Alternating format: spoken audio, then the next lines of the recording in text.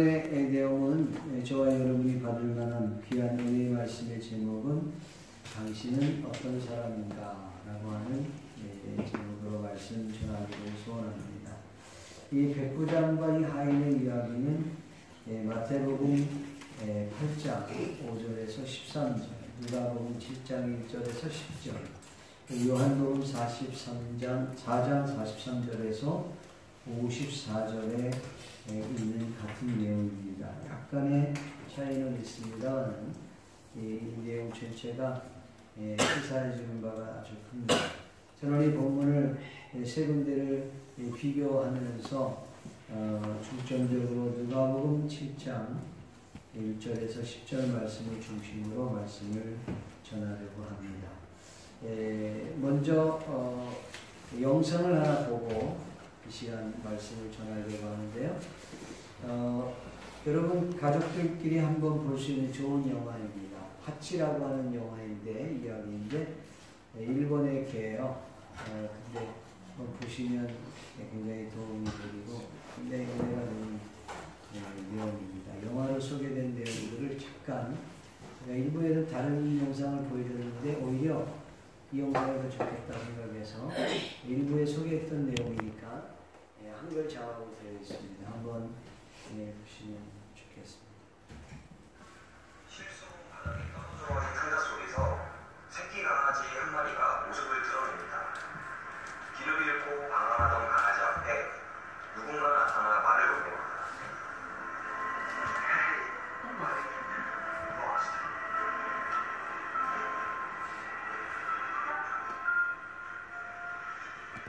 퇴근길에 만난 강아지와 한 남자의 특별한 이야기가 지금 시작됩니다. 아내와 딸을 둔 평범한 대학 교수 파커. 새끼 강아지를 가족들 몰래 집에 데려옵니다.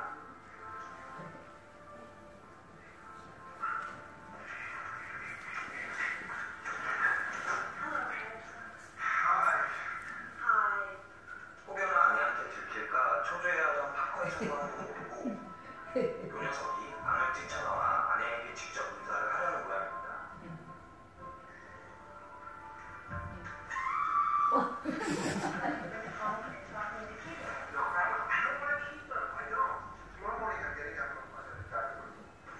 아끼던 개가 죽은 뒤 다시는 개를 기르지 않기로 약속한 탓에 아내를 끝까지 설득하지 못한 파커는 결국 다음날 새로운 주인을 찾아주기로 하죠.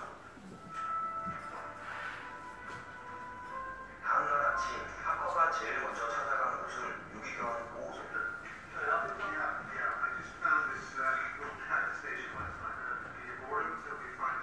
하지만 남는 자리가 없다며 단칼에 거절당하죠.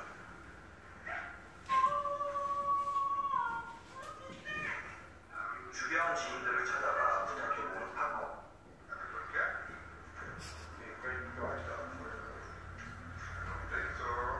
선뜻 주인이 나타나지 않자 파커는 당분간만 강아지를 데리고 다니기로 결심합니다.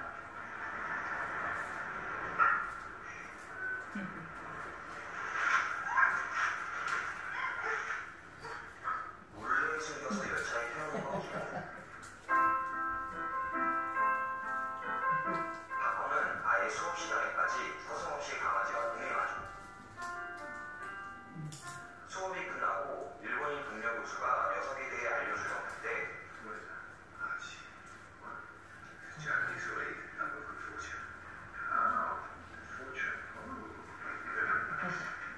이 녀석의 이름은 하치였으며 아키타 특별 품종임을 알게 되죠. 평범한 주말 오후 오늘은 파커와 하치가 공놀이를 시도해 보는데요.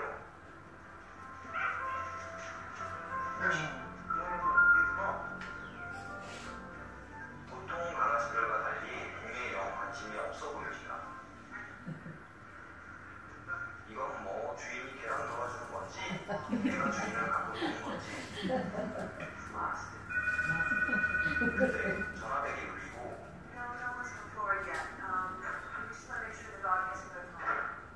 모처럼 행복해 보이는 파커의 모습에 마음이 약해진 아내는 결국 하치를 키우기로 결심하죠. 그날 이후 파커와 하치는 세상에 둘도 없는 친구가 됩니다.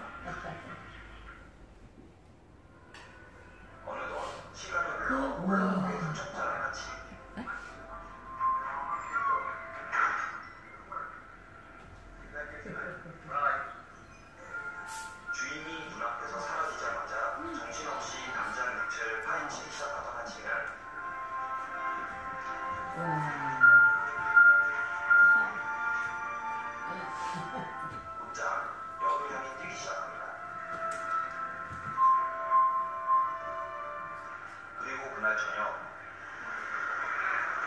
세상에.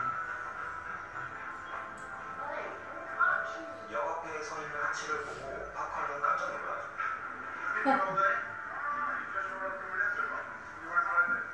혼자서 파커가 도착하는 시간을 어떻게 알고 나온 걸까요? 그 다음 날도 같은 자리에서 기다리는 하치.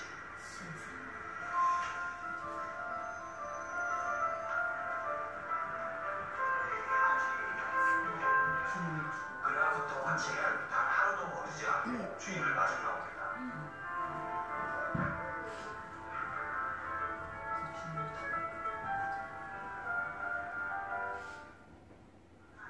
오늘도 항상 그래왔듯 출근 준비를 하던 파커. 그런데 늘 파커 뒤를 쫓아다니던 하치가 오늘은 무언가 이상해 보입니다. 따라오지도 않고 계속 자리를 맴돌면서 지기만 하더니 갑자기 눈길 한 번 안 주던 공을 들고 힘차게 달리기 시작합니다. 곧장 역을 향해 뛰어가는 하치.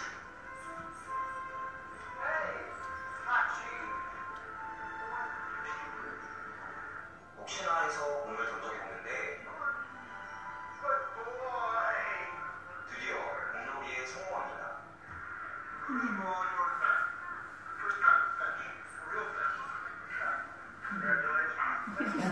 이 상황이 마냥 신기하고 기쁜 파커와 달리 하치가 절박하게 보이는 건 왜일까요? 그날 저녁 역시나 같은 자리에서 돌처럼 서 있는 하치. 그때 파커의 지인이 하치에게 나와 말을 건넵니다.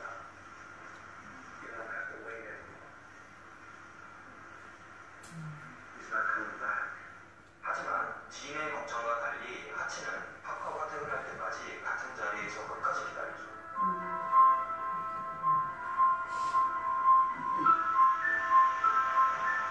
그렇게 꼼짝없이 기다린 시간이 무려 9년. 과연 하치와 파커에게 무슨 일이 생겼던 걸까요? 일본의 한 대학 교수와 그의 애견 하치코의 실화를 담은 영화. 하치 이야기를 구독자분들께 강력 추천합니다. 감사합니다. 자, 여기까지 드렸습니다. 한 그 춘견의 이야기입니다. 그 주인이 대학 교수에서 강의하다가 다른 데는 심장마비라고 그러고 어떤 때는 고혈압으로 쓰러지고 그렇게 얘기하는데 어쨌든 쓰러지면서 죽습니다. 그리고 못 돌아오는데 그 어떤 분은 이 개는 늘 그 자리에 가서 주인을 기다리는 그런 모습을 보게 됐습니다.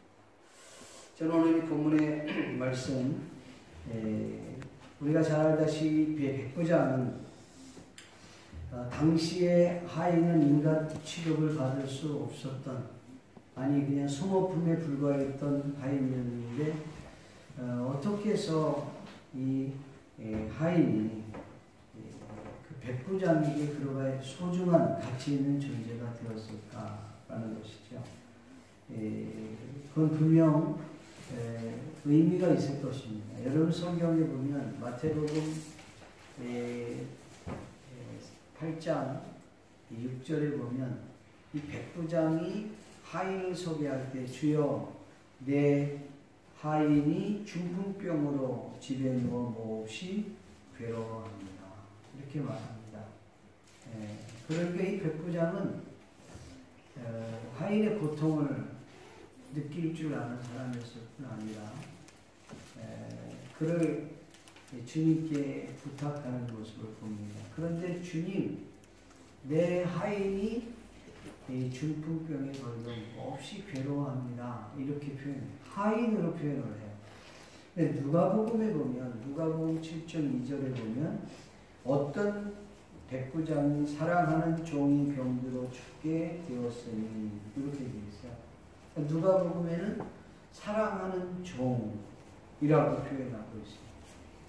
여러분 요한복음에 보면 재미나게 기록되어 있는데 요한복음 4장 46절에 보면 이렇게 표현합니다. 예수께서 다시 갈릴리 가나에 이르시니 전에 밀로 포도주를 만드신 곳이라. 왕의 신하가 있어 그의 아들이 가버나움에서 병이 들었더니. 이렇게 되었어요. 같은 내용입니다. 근데 요한복음에는 그 종을 자신의 아들이라고 소개하고 있다는 것입니다. 요한복음에 그의 아들이라 소개했는데, 여러분 전체적인 맥락을 이렇게 훑어서 보면 그 종이었던 그가 중풍병에 걸려 몹시 괴로워하다가 죽을 위기에 놓여 있다는 것이죠. 그런데 그 죽을 병에 걸려 있는 그 하인을 위해서 백부장이 예수님께 청했던 이야기예요. 근데 요한복음에 보니까 얼마나 그가 충성스러운 하인이었는지, 그는 자신의 아들처럼 여겼다. 그런 것이죠. 이렇게 정의가 될 것이라고 생각합니다. 그렇다면 하인이 이 백부장에게 어떤 존재입니까? 하인이었고 사랑하는 종이었고 이후에 그의 아들로 여길 만큼 소중한 사람이 될 수 있었던 것은 하인이 어떻게 행동을 했기에 그랬을까라는 것이죠.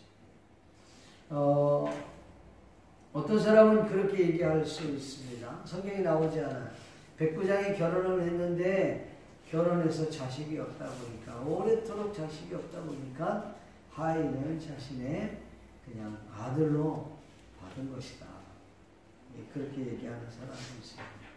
그러나 물론 그렇게 할 수도 있겠지요. 그러나 그때 당시에 사회적 통념으로 볼 때에 하인을 자신의 아들로 받았다? 그럼 거의 있을 수 없는 희박한 일이라고 볼 수 있죠. 그렇다면 추측할 수 있는 것은 이 하인이 이 백부장의 손발이 되었구나. 일생 동안 손발이 됐다는 거죠. 마치 하치처럼 그 학교 강의실에도 가고 어디도 가고 어렸을 때부터 계속 다니다 보니까 이제 늘 밥 먹을 때도 그렇고 목욕할 때도 그렇고 어디든 같이 있다 보니까 너무 좋게 된 거죠. 그리고 늘 손발이 되어준 것이죠.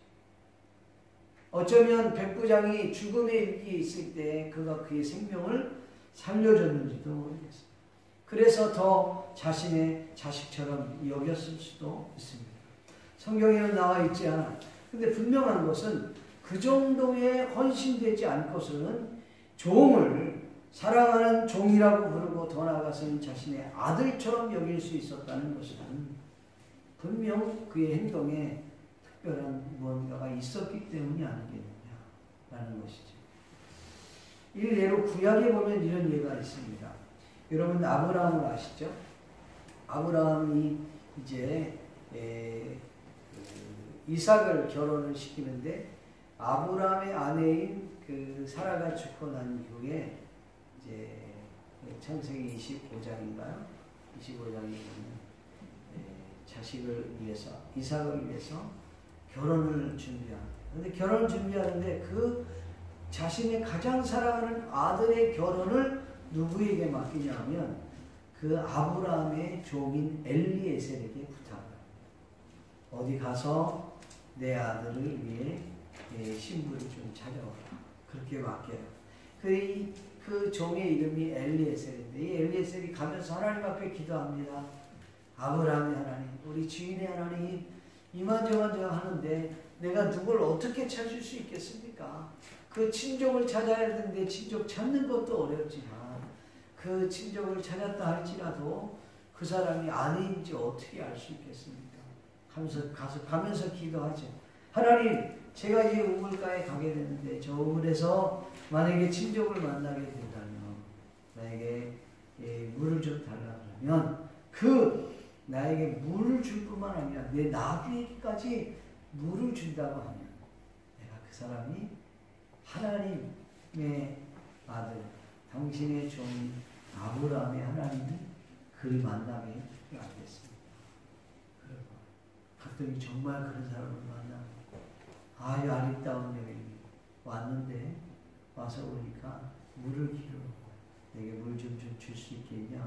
내가 물 주겠노라. 당신의 나귀에게 깜짝 놀란 거죠. 너는 누구의 딸이냐? 누구의 소생이냐? 그렇게 묻습니다. 그랬더니 세상에 아브라함의 친족이 딱 만나게 돼요. 근데 집이 어디냐? 그러고 찾아가게 됐죠. 그래서 이 아브라함은 자신의 생명과 같은 아들의 결혼, 혼사의 문제를 엘리에셀에게 맡깁니다. 그런데 사실은 이 엘리에셀은 이삭이 태어나기 전에, 그러니까 아브라함에게는 자식이 없을 때 이 아브라함은 엘리에셀을 자기 자식처럼 여겼습니다. 왜? 이 세기 동안 자신의 손발의 역할을 해줬거든요. 그래서 하나님께 난 자식이 없습니다. 그래서 재산을 누구에게 물려주려고 하면 엘리에셀에게 물려주려고 했어요. 하나님은 아니다. 내 후손은 따로 있다. 이처럼 여러분 신약에 들어와서의 이 백부장의 하인은 아마도 이 아브라함의 엘리에셀과 같은 그런 인물이 아닙니까? 그런 생각을 해요. 그런 점에서 봤을 때에 정말 당시에 하인으로 인간 취급받지 못하고 그냥 소모품에 불과했던 그가 어떻게 해서 종이었던 그가 사랑하는 종으로 더 나아가 그의 아들로 여길 만큼 그렇게 쓰임을 받았게 된 것이죠. 그만큼 헌신대로 충성스러운 종이었기 때문이라는 것입니다.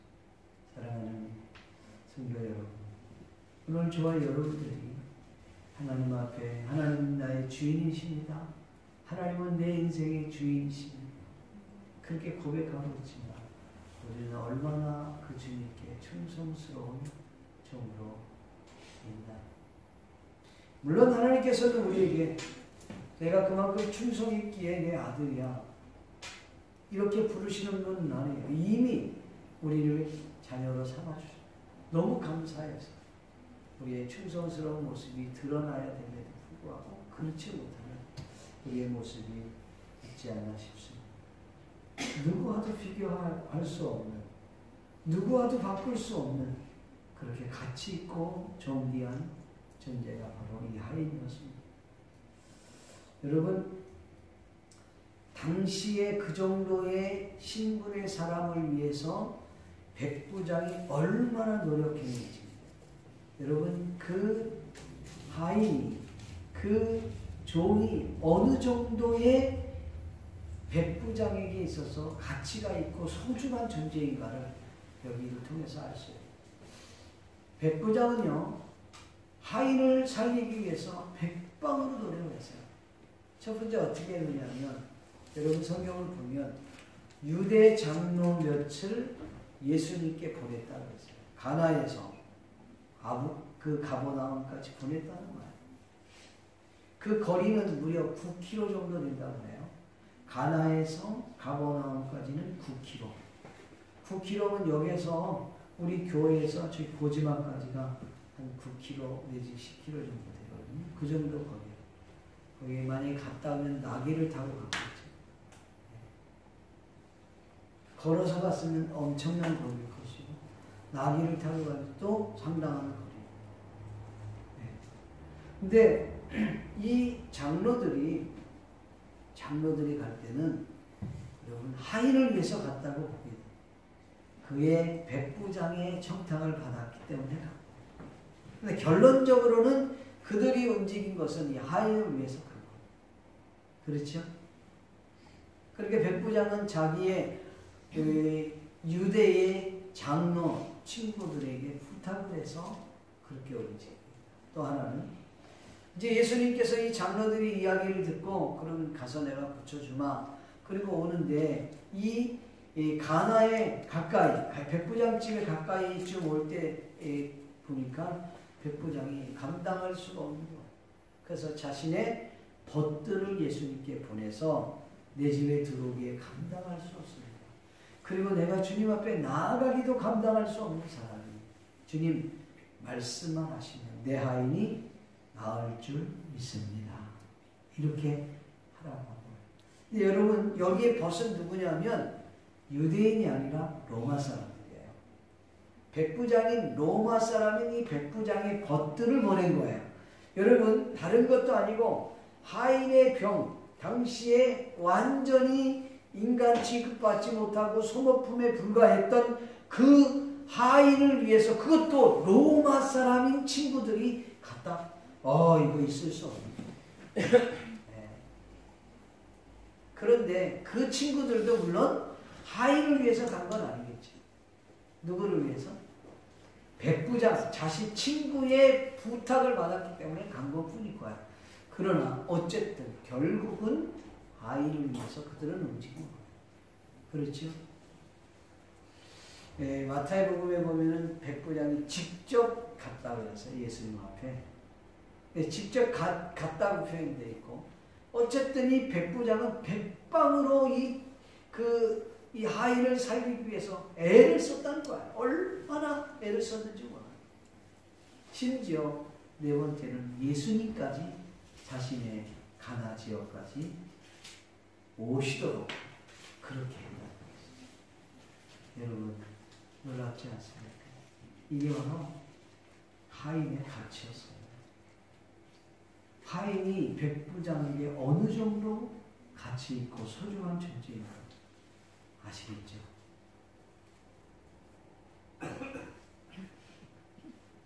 물론 예수님께서 이동하셨던 것은 하인의 병을 고치기 위한 것도 있었겠지만, 더 정확하게 말하면 백부장의 믿음을 따라온 무리들과 제자들에게 알려주기 위한 것입니다. 그리고 이방인들도 구원받을 수 있다는 것을 알려주시기 위한 방법으로 그곳에 오신 줄로 있습니다. 더 나아가서 백부장의 가족들을 구원하기 위해서 오셨다는 사실, 이 길을 제 이름으로 축복합니다. 이처럼 이 백부장에게 있어서 이 하인은 정말 가치 있고 소중한 존재였다는 것. 그렇다면 저와 여러분들이 하나님의 자녀 맞습니까? 여러분들 하나님 자녀 맞습니까? 하나님의 아들이고 딸 맞습니까? 그렇다면 주님 앞에서 하나님께서 우리를 얼마나 소중한 존재로 여러분 생각하시겠어요? 하나님께서 우리를 얼마나 소중한 존재로 생각하셨으며, 여러분 자신의 독생자이신 예수 그리스도를 죽이시면서까지 우리를 사랑하셨겠느냐. 여러분 우린 그런 존재들입니다. 여러분이 미워하려고 해도 그 옆 사람을 미워할 수 없는 것은 왜냐하면 주님의 핏값으로, 아니 하나님의 아들 독생자를 죽이시면서까지 그를 구원했기 때문에. 할렐루야. 옆 사람 바라보면서 당신은 정말 소중한 사람입니다. 시작. 당신은 정말 소중한 사람입니다. 아멘. 정말 우리는 소중한 사람이에요. 함부로 대해서는 안 돼서. 한 번만 더 합시다. 앞뒤 옆 사람 함부로 하지 맙시다. 시작. 함부로 하지 맙시다. 네. 여러분 하나님께서 우리를 그렇게 소중한 존재로 해주셨어요. 그만큼 우리는 가치 있고 소중한 존재입니다. 당신은 사랑받기 위해 태어난 사람. 우리는 소중한 존재예요. 사랑받기 위해 태어난 사람이고, 받은 사랑을 또한 나눠주기 위해서 태어난 존재들. 믿습니까? 네. 그런 존재. 끝날 시간이 됐는데, 네. 다음 시간을 넘길까요? 마지막 한 가지만 더 하고 마칩시다. 백부장과 이 사랑하는 종은 복받은 존재입니다. 아멘. 백부장은 왜 복받은 사람이냐? 자신에게 이와 같은 충성스러운 종, 사랑하는 종, 아들과 같은 종을 만났기 때문에 그는 축복받은 사람이라고 말할 수 있는 것입니다. 평생 동안 자기와 함께 살면서 평생 동안 자신의 손발에 역할을 해주고 정말 힘들고 어려울 때마다 그의 도움 없이는 살아갈 수 없는 그런 종을 만났다는 것이 그에게는 더할 나위 없는 축복이었다고 하는 사실.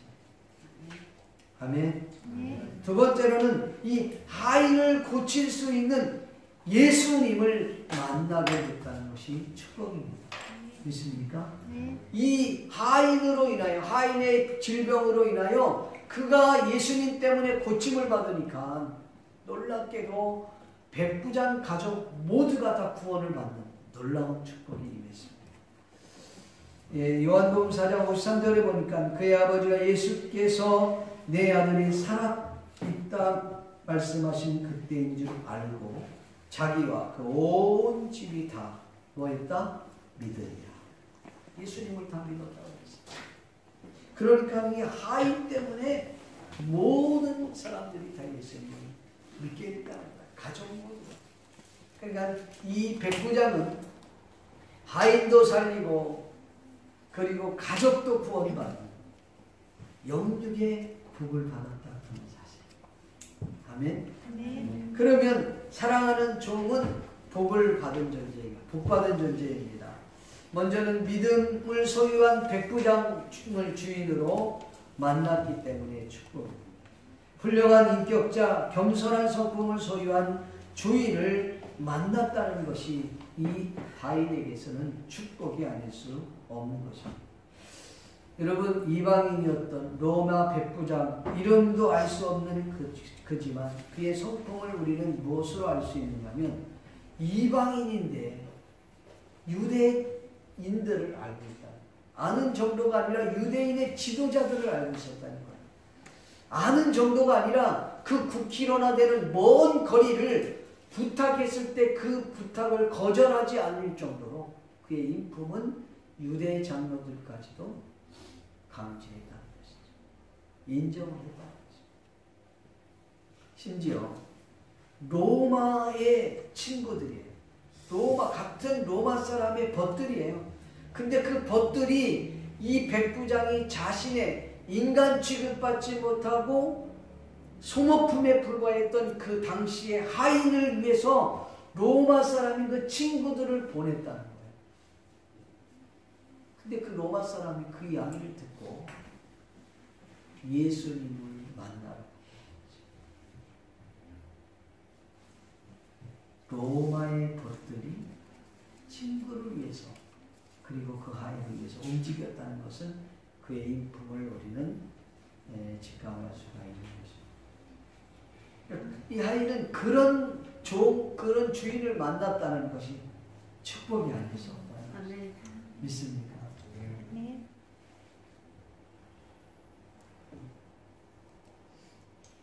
그리고 이 하인은 예수님으로 인하여 병을 고침을 받았습니다. 네. 하인도 예수님이 말씀 한마디 때문에 그 말씀으로 인하여 고침을 받았습니다. 언제 고침 받았느냐? 이 벗들이 가서 이야기를 했더니 말씀만 하옵소서. 그리하면 그 아이는 나을 줄 믿습니다. 그랬더니 내 믿음대로 될지어다. 믿는 대로 될지어다. 그 말씀을 하신 거예요. 근데 그 말씀을 언제 했냐? 백부장에게 물어봤더니 하인이 낳은 때와 예수님이 말씀한 때가 딱 일치가 됐다고 했어요. 그래서 그걸 보고 백부장의 가족 모두가 구원받았다.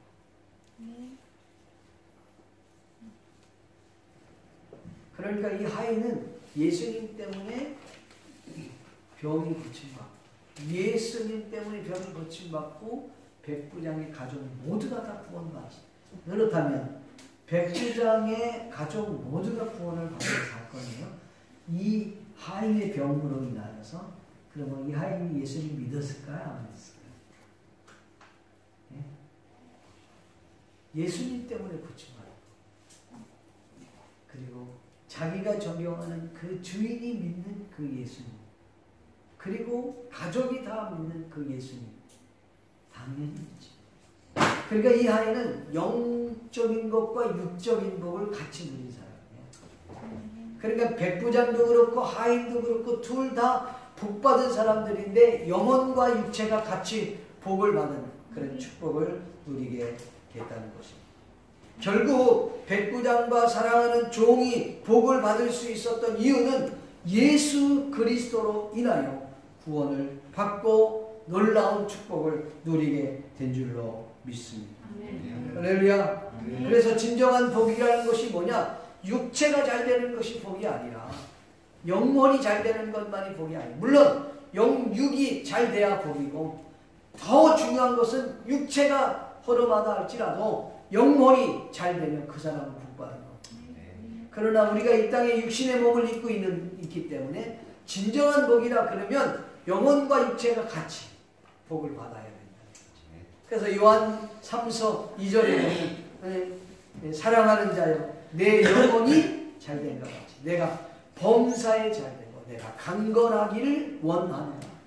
아멘. 그러니까 영혼이 잘 되는 게 첫 번째 복이요. 두 번째는 육체가 잘 되는 것이 강건한 것입니다. 예, 그것이 바로 복이다. 말씀을 맺기를 소원합니다. 사랑하는 성도 여러분, 이 백부장의 사건을 통해서 여러 가지를 많이 생각할 수 있습니다.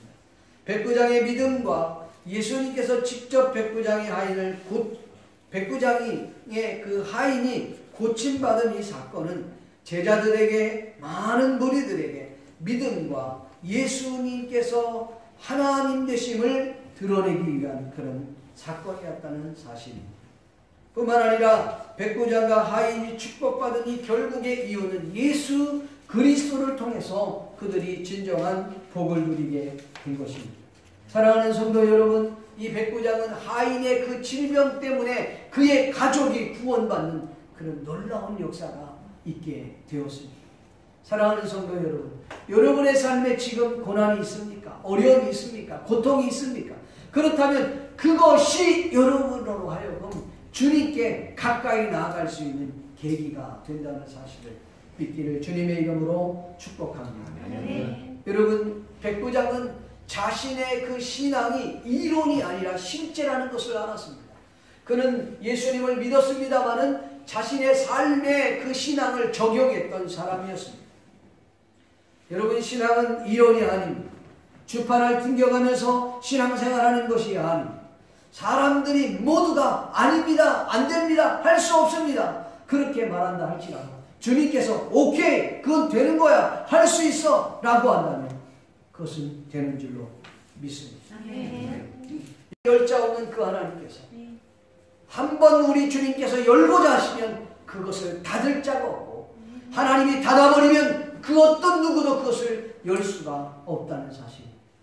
여러분, 오늘 전능하신 예수 그리스도가 하나님이시라는 사실을 백부장은 알았던 것입니다. 주님은 시공간을 초월하시는 분이에요. 주님이 여기 계시든 가까이 계시든 멀리 계시든, 아니요, 주님이 말씀만 하시면 내 하인이 나을 줄 믿습니다. 고백했던 그의 시간, 오늘 저와 여러분이 손으로 만지고 눈으로 보고 피부로 느껴야만 믿는 그런 신앙이 아니라 보지 않고 믿는 것이 더 복되다고 말씀하신 주님의 그 음성, 이 시간 들을 수 있는 복된 저와 여러분이 될 수 있기를 주님의 이름으로 간절히 축복합니다. 기도하겠습니다. 우리 시간 말씀을 생각하시면서 같이 한번 합시면 통성으로 기도하겠습니다. 함께 기도하겠습니다. 고마우시고 자비로우신 아버지 하나님, 주님의 은혜와 은총을 감사합니다. 이 시간 주님 앞에 마음의 무릎을 꿇고 간구하며 기도하오니 주여, 우리에게 은혜를 베풀어 주시옵소서. 우리는 그 어떤 누구보다도 소중한 존재임을 압니다. 오 하나님 아버지, 자신의 존재를 깨닫게 하시고 그 우리를 그리 봐주신 그 주님 앞에, 하나님 앞에 충성을 다하는 우리 모두가 될 수 있도록 도와주시옵소서.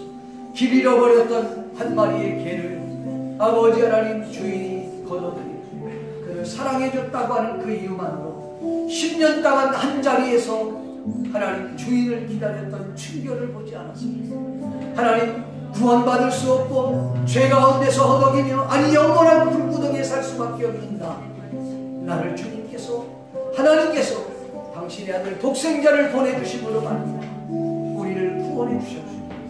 우리가 주님 앞에 충성하지 않고, 우리가 주님 앞에 무릎 꿇지 못하고 하나님 앞에 헌신할 수 없다면 하나님, 우리가 무엇이겠습니까? 하나님 아버지, 우리로 하여금 하나님 앞에 소중하고 가치 있고 충성스러운 종이라는 고백합니다. 모두가 다 될 수 있도록 주여 도와주시옵소서. 주님을 만나 이 땅에서 진정한 복을 누릴 수 있는 것은 오직 예수 그리스도 외에는 없음을 믿습니다. 그 주님으로 인하여 참된 만족과 기쁨이 있음을 믿고 깨닫는 우리 모두가 다 될 수 있도록 주여 도와주시옵소서. 감사를 드리옵고 예수님의 거룩하신 이름으로 축복하며 기도하옵나이다. 우리 찬양하시면서 준비한 유를 하나님 앞에 올리겠습니다.